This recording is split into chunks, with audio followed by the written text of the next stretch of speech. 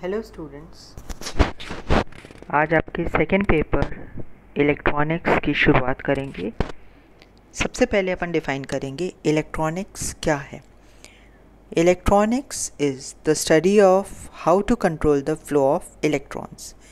मतलब इलेक्ट्रॉन के प्रवाह को अपन किस तरह से नियंत्रित कर सकते हैं, इसकी जो स्टडी है वो इलेक्ट्रॉनिक्स कहलाती है।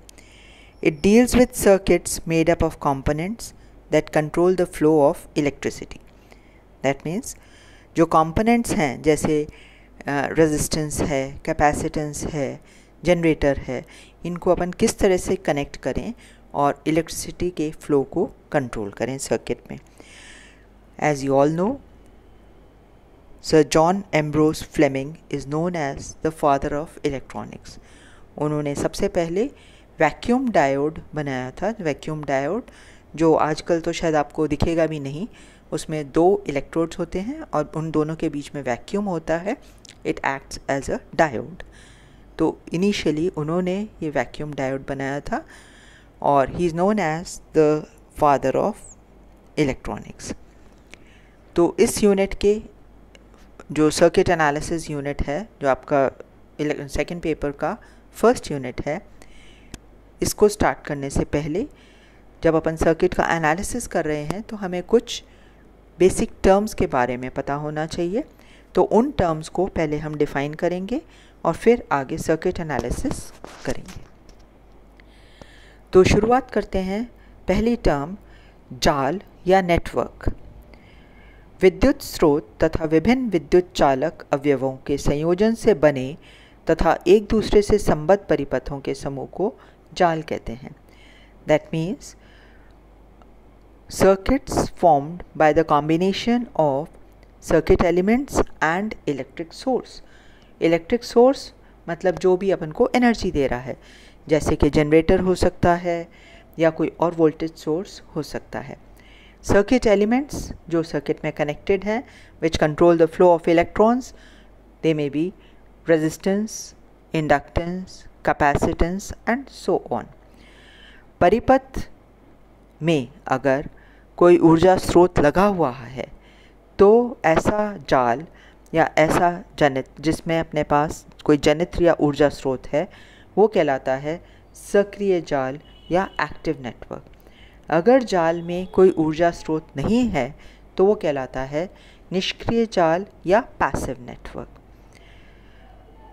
जाल में हमारे पास कोई भी सर्किट अगर लें तो उसमें दो इनपुट के टर्मिनल्स होते हैं और दो आउटपुट के। दैट मीन्स इन ऑल हमारे पास 4 टर्मिनल्स हो गए, 2 टर्मिनल इनपुट और 2 टर्मिनल आउटपुट। तो ऐसा जाल या ऐसा नेटवर्क कहलाता है चतुर्थ टर्मिनल नेटवर्क या 4 टर्मिनल नेटवर्क। जैसा फिगर ए में दिखाया गया है, हमारे पास 2 टर्मिनल्स इनपुट के हैं, 2 टर्मिनल्स आउटपुट के हैं, तो this is a 4 terminal network. Figure B में आते हैं तो ऊपर वाले दोनों टर्मिनल्स तो फ्री हैं बट नीचे वाला टर्मिनल कनेक्टेड है। दैट मीन्स इन ऑल हमारे पास अब 3 टर्मिनल हो गए। So this figure B is a 3 terminal network. Figure C में आते हैं तो हमारे पास इनपुट के 2 टर्मिनल्स इंडिपेंडेंट हैं बट आउटपुट वाले टर्मिनल्स शॉर्ट हो गए हैं। So this figure C is a 2 terminal network. In 4 terminal network और 2 टर्मिनल नेटवर्क को हम आगे डिटेल में पढ़ेंगे। अभी we are only concentrating on the definitions. Next is sources, स्रोत। वी ऑल नो हमारे पास 2 तरह के स्रोत होते हैं, voltage source and current source. Voltage source मतलब यदि किसी वोल्टेज स्रोत में आंतरिक लोड उपस्थित ना हो तो उसके साथ जुड़े बाह्य लोड के किसी भी मान के लिए उसका वोल्टता का मान स्थिर रहे तो उसे आदर्श वोल्टता स्रोत कहते हैं। That means an ideal voltage source is such a voltage source which has no internal resistance and the voltage that it gives is independent of the external load applied in the circuit. That is, whatever be the load, the voltage supplied by the voltage source is constant. So such a voltage source is known as ideal voltage source. But practically कोई भी voltage source ideal नहीं होता है और उसमें कुछ internal resistance ज़रूर होती है। तो उस इंटरनल रेजिस्टेंस को हम वोल्टेज सोर्स के सीरीज़ में कनेक्टेड मान लेते हैं।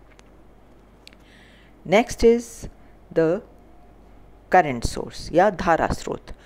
धारा स्रोत जिसमें अनंत प्रतिरोध समांतर क्रम में लगा हुआ माना जाता है, उसे आदर्श धारा स्रोत कहते हैं। इस स्रोत में भी बाह्य लोड के किसी भी मान के लिए धारा का मान स्थिर रहता है, लेकिन यदि समांतर क्रम में जुड़ा प्रतिरोध अनंत ना होकर परिमित मान का है तो वो वास्तविक धारा स्रोत बन जाता है। That means an ideal current source has an infinite impedance connected parallel to it, and the current supplied by it is independent of the external load applied in the circuit. But practically again, there is no ideal current source. So real current source has a finite resistance, and that can be shown connected in parallel to that current source. तो हमारे पास आदर्श धारा स्रोत कोई नहीं होता। जो वास्तविक धारा स्रोत है उसका कुछ प्रतिरोध होता है जिसको हम उसके समांतर क्रम में लगा हुआ मानते हैं। जैसा फिगर में दिखाया है, एक सर्किट है हमारे पास। इस सर्किट को हम वोल्टेज सोर्स इक्विवेलेंट सर्किट में बना सकते हैं या करंट सोर्स इक्विवेलेंट सर्किट में बना सकते हैं। ऊपर वाले फिगर में हमने वोल्टेज सोर्स लिया है और उसके दिख रहा है उसके सीरीज़ में एक इम्पीडेंस ZS लगाई है। नीचे वाले फिगर में करंट सोर्स है और उसके पैरेलल में अगेन एक इम्पीडेंस है। Voltage source and current source can be inter converted. Voltage source को हम करंट सोर्स में कन्वर्ट कर सकते हैं और करंट सोर्स को वोल्टेज सोर्स में कन्वर्ट कर सकते हैं। लाइक एन एग्जाम्पल, हमारे पास ये वोल्टेज सोर्स VS है जिसके सीरीज़ में इम्पीडेंस लगी हुई है ZS। अब अगर अपन इसको करंट सोर्स में कन्वर्ट करना चाहते हैं तो उस करंट सोर्स की वैल्यू हो जाएगी VS अपॉन ZS और उसके पैरेलल में इम्पीडेंस अगेन वही ZS लगी रहेगी। सिमिलरली अगर हमारे पास करंट सोर्स IS है और उसके पैरेलल में इम्पीडेंस लगी हुई है ZS, तो इसको जब हम वोल्टेज सोर्स में कन्वर्ट करेंगे तो उस वोल्टेज सोर्स की वैल्यू हो जाएगी IS इंटू ZS और उसके सीरीज़ में एक इम्पीडेंस ZS लगा देंगे। नेक्स्ट टर्म जो हम डिफाइन कर रहे हैं रेखीय प्रतिबाधा या लीनियर इम्पीडेंस। यदि किसी प्रतिबाधा से प्रवाहित धारा और उसके सिरों के बीच उत्पन्न विभवांतर के बीच हम जो वक्र खींचें वो यदि हमें सरल रेखा प्राप्त होती है तो वो कहलाती है लीनियर इम्पीडेंस। जैसे कि रेजिस्टेंस है, इंडक्टेंस है, कैपेसिटेंस है, ये सब लीनियर इम्पीडेंसेस हैं।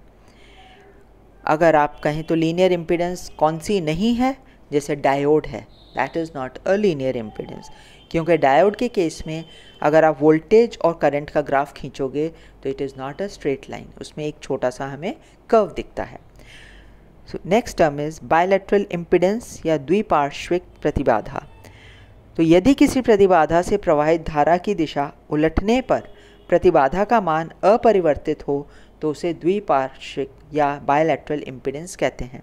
That means in the case of bilateral impedance, the resistance, the value of resistance is the same in both the directions. Like if you are moving in one direction, the value of resistance is the same as that in the opposite direction. तो जैसे resistance है या inductance है, resistance के case में अपन को पता है कि धारा एक दिशा में प्रवाहित हो या दूसरी दिशा में प्रवाहित हो, रेजिस्टेंस का मान वही रहता है। पर डायोड, ट्रायोड या सेमीकंडक्टर डायोड, इनके केस में धारा का मान दोनों दिशाओं में बदलने पर प्रतिबाधा का मान बदल जाता है। जैसे डायोड के केस में एक डायरेक्शन में से if you are moving from P to N, धारा की वैल्यू ज़्यादा होगी, and if you are moving from N to P, धारा की वैल्यू कम हो जाएगी। सो बायलैटरल इम्पीडेंस का केस R हो सकता है, L हो सकता है, C हो सकता है। नेक्स्ट टर्म इज़ शाखा या ब्रांच। किसी जाल में जाल का वह भाग अथवा धारा का वह पथ जिसमें धारा का मान नियत होता है उसे जाल की शाखा कहते हैं। That means branch of a network is that path on which the current remains the same. जैसा कि अपन को फिगर में दिख रहा है, AB शाखा है, ब्रांच है, BC, CD, CE and BF ये सब शाखाएं हैं इस नेटवर्क की। जहाँ पे दो शाखाएं, 2 या 3 शाखाएं मिलती हैं उसको अपन संधि कहते हैं। तो संधि या नोड किसी जाल में जिस बिंदु पर 2 या 2 से अधिक शाखाएं मिलती हैं उसे संधि या नोड कहते हैं। That means node is a point of intersection of 2 or more branches. जैसा कि फिगर में दिख रहा है, B पॉइंट एक नोड है जहाँ पे AB, BF और BC शाखाएं आके मिल रही हैं। अगेन C एक नोड है जहाँ पर BC, CD और CE शाखाएं आके मिल रही हैं। नेक्स्ट टर्म इज पाश या लूप, मैश और लूप। किसी परिपथ में धारा का वह बंद पथ जो कुछ शाखाओं के द्वारा बना हुआ होता है। It is a closed path made of certain branches. जैसे इस सर्किट, इस फिगर में ABFA इज़ अ मैश या loop, BCEFB is again a mesh. अब जब सर्किट एनालिसिस हम करेंगे तो बेसिक 2 लॉज, 2 नियम हमें पता होने चाहिए। आप लोगों को पहले भी पता है, उनका जस्ट रिविजन कर रहे हैं। वो है किरचॉफ्स लॉ। किरचॉफ्स का जो फर्स्ट लॉ है, या that is the current law, it states that the algebraic sum of the currents flowing या रीचिंग अ नोड इज़ 0। किसी परिपथ की संधि या नोड पर कुल विद्युत धाराओं का बीजीय योग 0 होता है। We may mention the current entering a node is positive and the current leaving a node is negative. मतलब अगर धारा नोड की या संधि की ओर जा रही है तो वो धनात्मक होगी, और अगर संधि या नोड से बाहर निकल रही है तो वो ऋणात्मक होगी। तो जैसा फिगर में दिखाया गया है, I1 minus I2 minus I3 minus I4 plus I5 is 0, या I1 plus I5 is I2 plus I3 plus I4।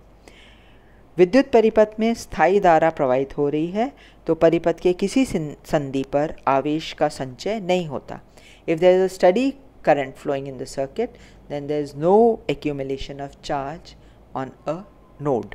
मतलब जितना उसमें धारा आ रही है उतनी ही बाहर निकल जाएगी। So we may state that the first Kirchhoff's law is equivalent to conservation of charge. मतलब कहीं भी जितना चार्ज एंटर कर रहा है उतना ही लीव कर रहा है, there is no accumulation. Next is the second law और the voltage law.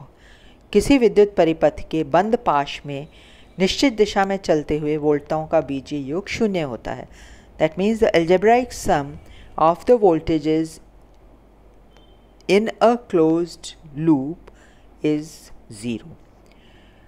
So as shown in the figure, V1 plus V2 plus E2 minus E1, because note E1 की direction opposite है, so V1 plus V2 plus E2 minus E1 is 0, or V1 plus V2 is E1 minus E2. So we are now complete with the basic definitions and 2 basic laws. हमने कुछ परिभाषाएं करी हैं, कुछ terms को define किया है, और 2 बेसिक लॉज हमने समझाए हैं।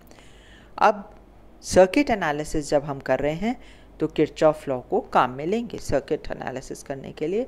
सिंस 2 किरचॉफ्स लॉ हैं तो सर्किट एनालिसिस भी 2 तरह से हो सकता है, या तो मैश एनालिसिस या node analysis. As you are aware, mesh analysis में किरचॉफ्स सेकेंड लॉ लगेगा और नोड एनालिसिस में किरचॉफ्स फर्स्ट लॉ लगेगा। सो हम पहले मैश एनालिसिस ले रहे हैं।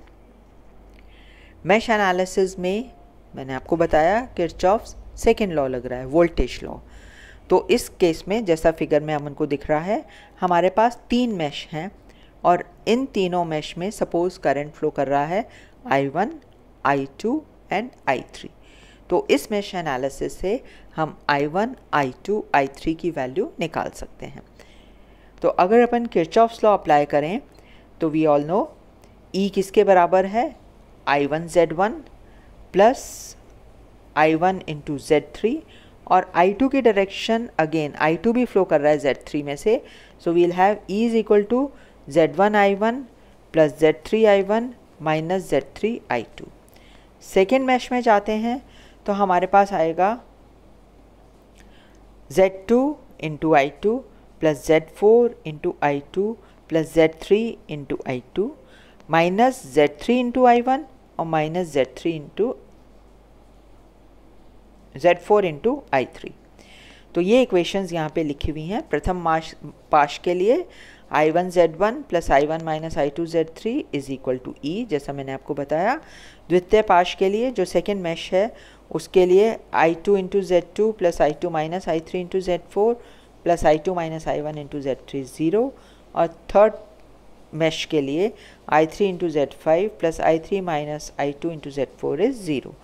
तो ये तीन इक्वेशंस हमारे पास आ गई और इन तीन इक्वेशंस को सॉल्व करके हम I1, I2, I3 की वैल्यू निकाल सकते हैं। पर ये तो नॉर्मल अपना किरचॉफ्स लॉ है। पर अगर मैश एनालिसिस से हम करना चाहें तो मैश एनालिसिस में हम क्या करेंगे, अगेन देखो हमारे पास तीन मैश हैं, तो हमारे पास 3 बाय 3 का एक मैट्रिक्स बन जाएगा। वो Z मैट्रिक्स अपने पास आएगा Z11, Z12, Z13। That means Z11 क्या है, फर्स्ट मैश में जो टोटल इम्पीडेंसेस कनेक्टेड हैं।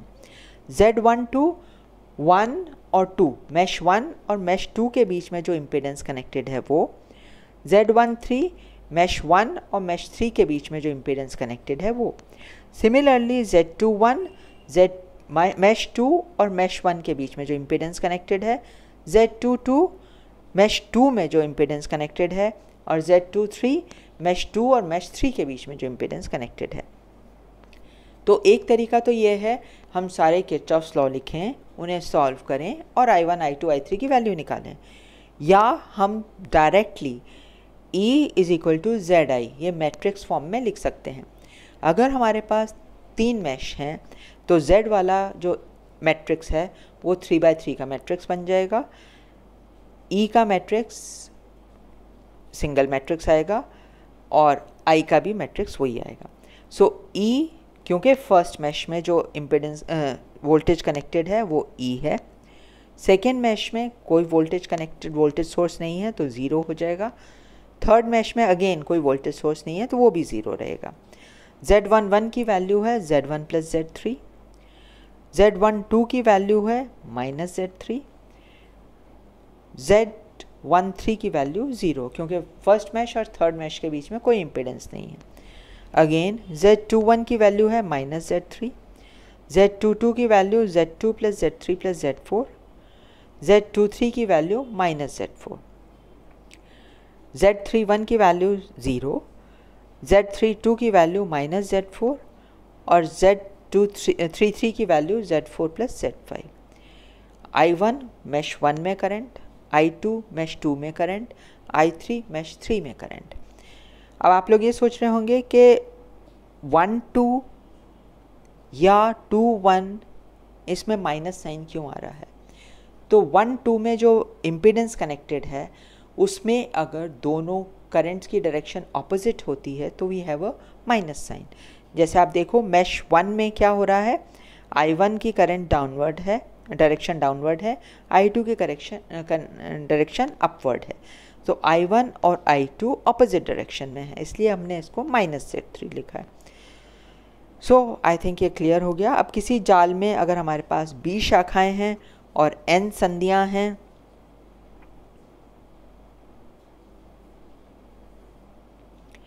तो इन समीकरणों की संख्या b माइनस n प्लस 1 होती है।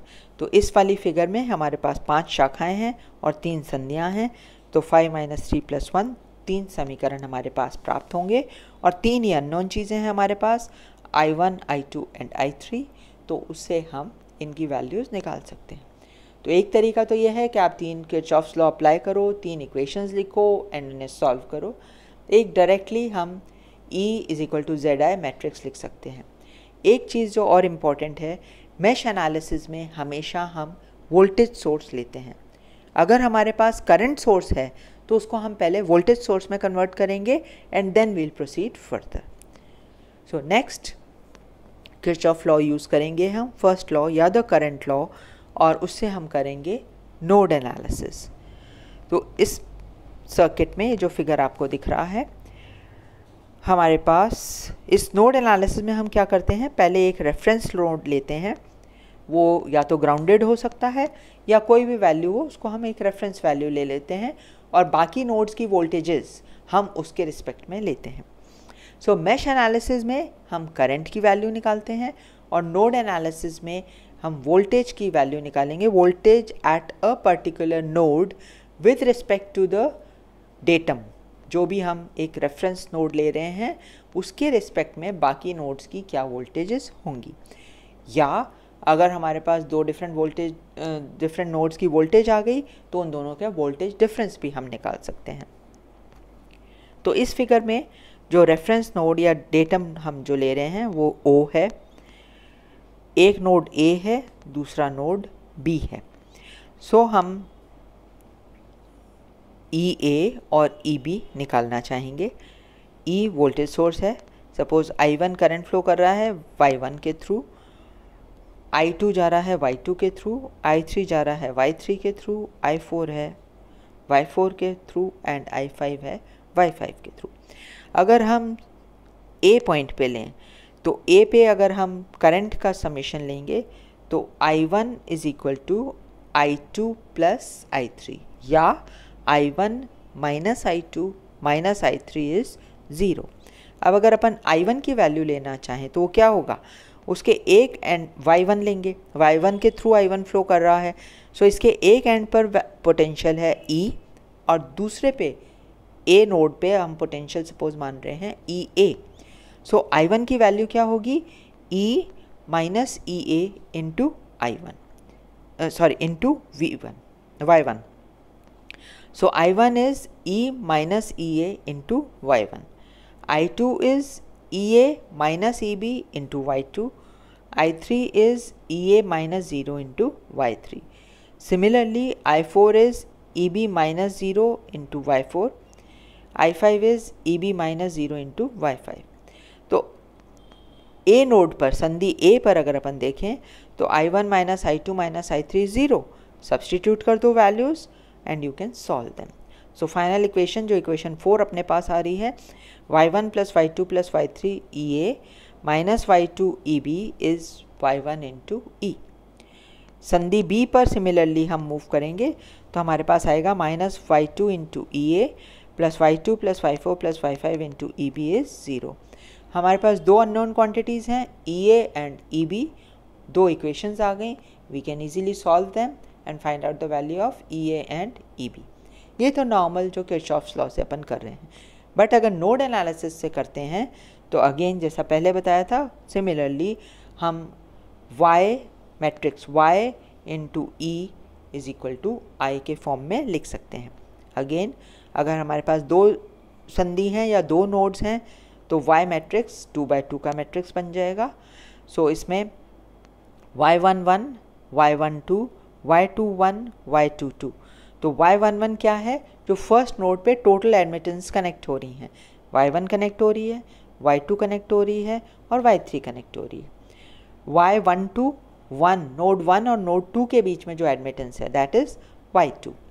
Y21 इज अगेन Y2 और Y22 जो सेकेंड नोड पर टोटल एडमिटेंस आ रही है that is Y2 plus Y4 plus Y5।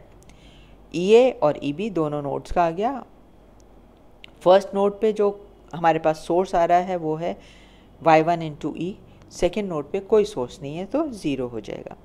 Again you may note negative sign आ रहा है, सो Y12 या Y21 जब भी दो नोड्स के बीच में एडमिटेंस आती है दैट इज़ ऑलवेज नेगेटिव, तो Y12 भी नेगेटिव है और Y21 भी नेगेटिव है।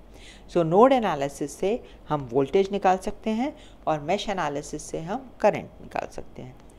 ये चीज़ हम किरचॉफ्स लॉ से भी कर सकते थे, पर डायरेक्टली अगर अपन मैश एनालिसिस से या नोड एनालिसिस से ये काम कर रहे हैं तो हम डायरेक्टली ये मैट्रिक्स बना के और इक्वेशन सॉल्व कर सकते हैं।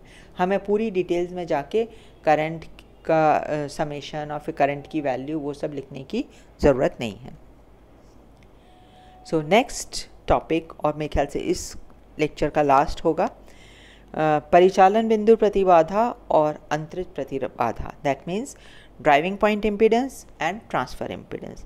तो जैसा फिगर में बताया है, हमारे पास दो टर्मिनल्स हैं, इनपुट पे 1 1 और आउटपुट पे टर्मिनल्स हैं 2 2। इनपुट पे अगर वोल्टेज सोर्स जो कनेक्ट कर रहे हैं, वोल्टेज की वैल्यू है E1, जो करंट फ्लो कर रहा है वो है I1।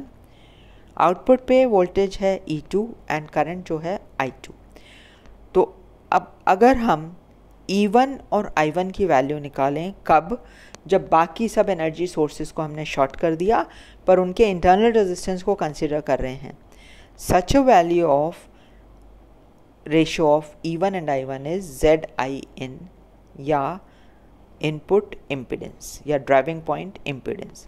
सो निवेशी वोल्टता E1 व निवेशी धारा I1 का अनुपात, जबकि परिपथ के अन्य सब ऊर्जा स्रोतों को हटाकर उनकी आंतरिक प्रतिबाधाओं से प्रतिस्थापित किया गया हो, परिचालन बिंदु प्रतिरोध या प्रतिबाधा कहलाती है।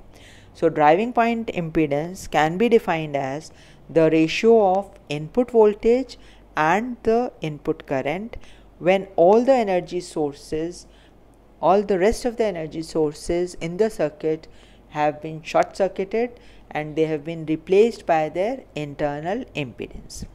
So ZIN is E1 upon I1. अब ट्रांसफ़र इम्पीडेंस क्या है? ऑब्वियसली हमारे पास दो जाल हैं, एक में हमने एनर्जी सोर्स लगाया और दूसरे में हम उसकी वजह से करंट मेजर कर रहे हैं। सो किसी जेवें पाश में वोल्टता EJ प्रयुक्त करने पर परिपथ में अन्य स्रोत वोल्टता में शून्य लेने पर यदि केवें पाश में धारा IK प्राप्त होती है तो अंतरित प्रतिबाधा ZTJK कहलाएगी EJ upon IK। That means if we are applying a voltage in jth mesh and if due to this voltage source some current IK is flowing in the kth mesh, please note that this current is only due to the voltage source EJ. All other voltage sources have been shorted. So ZTJK is equal to EJ upon IK. So ये transfer impedance कहलाती है अंतरित प्रतिबाधा। So suppose हमारे पास दो mesh हैं, suppose 1 and 2, E1 is the mesh in voltage in mesh 1, I2 is the current in mesh 2 due to E1. Then ZT12 is E1 upon I2. अगर mesh 2 में वोल्टेज सोर्स E2 है और उसकी वजह से mesh 1 में current I1 flow कर रहा है, तो in that case ZT21 is E2 upon I1. सो यहाँ तक हम आज का ये टॉपिक कंप्लीट कर चुके हैं। आई होप ये सब कुछ क्लियर हो गया होगा आपको। नेक्स्ट लेक्चर में हम लोग T और पाई नेटवर्क करेंगे एंड देन 4 टर्मिनल नेटवर्क करेंगे। Thank you.